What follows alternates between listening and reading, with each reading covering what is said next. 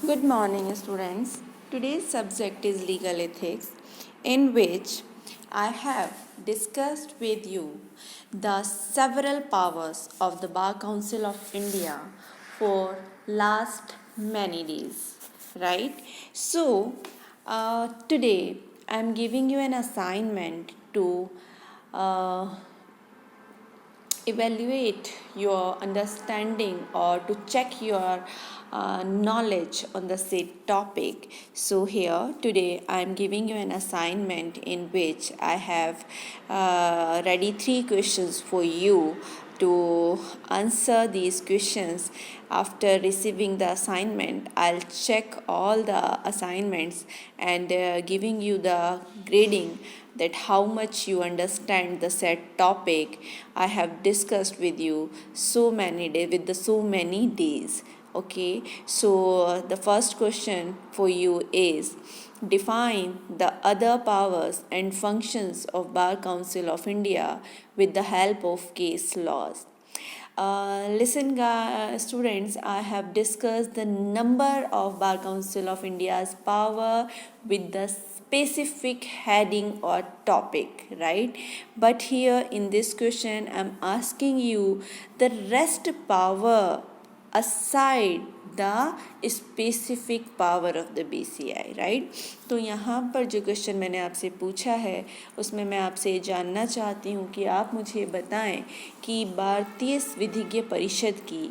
अन्य शक्तियाँ और कर्तव्य क्या हैं जो हमने स्पेसिफिकली डिस्कस किए थे, उसके अलावा भी BCI की अतिरिक्त शक्तियाँ और कर्तव्य क्या होते हैं वो आप मुझे यहाँ पर इन डिटेल में बताएंगे with the help of case laws.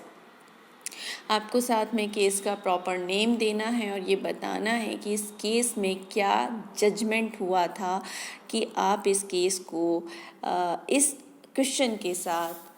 Answer देते समय रिलेट कर रहे हैं, ठीक है। तो आपको प्रॉपर वे में इस क्वेश्चन को मुझे आंसर करना है और मैं ये इवेल्युएट करूँगी और आपको ग्रेड दूँगी कि आपने कितना इस क्वेश्चन को समझा और इस टॉपिक के अकॉर्डिंग आपने कितना आंसर को जस्टिफाई किया है। Okay, so the next question is for you is discuss the appellate power of BCI with the help of case laws. देखिए, दूसरे क्वेश्चन में मैंने आपको स्पेसिफिक पावर पूछ लिया। मैंने अभी आपको बताया ना कि मैंने आपको स्पेसिफिकली भी पढ़ाया है और स्पेसिफिक क्या बियॉन्ड भी जाकर पढ़ाया है।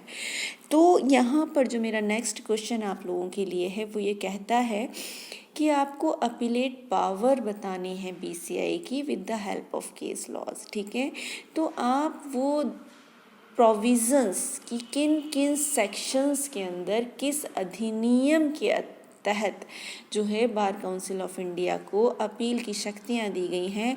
और उन शक्तियों को आपको जो है वो with the help of case laws जो है वो डिफ़ाइन करना है, ठीक है। तो आप ये बिल्कुल ध्यान रखेंगे कि आपको किस तरीके से जो है वो आंसर करना है और आपको प्रॉपर केस लो यहाँ पर मेंशन करने हैं विद प्रॉपर साइटेशन का मतलब मैं पहले भी कई बार बता चुकी हूँ कि जब आप नाम लिखते हैं किसी केस का तो उसके साथ ईयर और किस कोर्ट ने वो डिसाइड किया है वो ज़रूर मेंशन करें, तभी आप एक अच्छे जो हैं वो लीगल आंसर फ्रेम कर पाते हैं। Okay, so the next question for you is discuss the powers of BCI to punish for professional and other misconducts. So देखिए, ये बहुत ही जो क्वेश्चन है वो बहुत ही अच्छा लगता है मुझे क्वेश्चन, क्योंकि जब हम प्रोफेशनल एथिक्स पढ़ते हैं तो मैं बार बार आपको ये बताती हूँ कि एक एडवोकेट और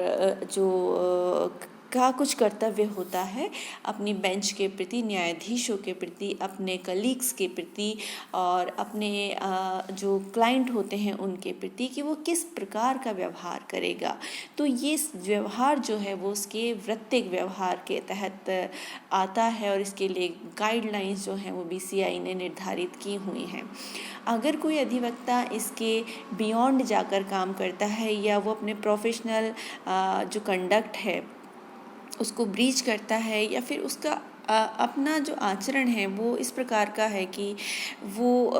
सही नहीं है, उससे न्यायालय को या किसी को क्षोभ होता है या मानहानि जैसा उसका व्यवहार है, मानहानि करने वाला है, तो उसे दंड देने की व्यवस्था जो बीसीआई के पास दी गई है, उसको पावर दी गई है बीसीआई को उसे दंडित करे। ठीक है, तो ये जो पावर है बीसीआई की कि वो अधिवक्ता को प्रोफेशनल और मिसकंडक्ट के लिए दंडित कर सकता है, यही मैंने आपसे पूछा है कि आपको बताना है कि बीसीआई को कौन कौन सी शक्तियाँ दी गई हैं कि वो किसी अधिवक्ता को प्रोफेशनल और अदर मिसकंडक्ट के लिए पनिश कर सके। ठीक है, तो ये 3 क्वेश्चंस आप लोगों के लिए हैं स्टूडेंट्स, आपको इन्हें अच्छे से आंसर करते हुए असाइनमेंट्स रेडी करना है, और जब भी आपसे मांगा जाता है आपको असाइनमेंट सबमिट्स करना है ताकि हम आपकी अंडरस्टैंडिंग को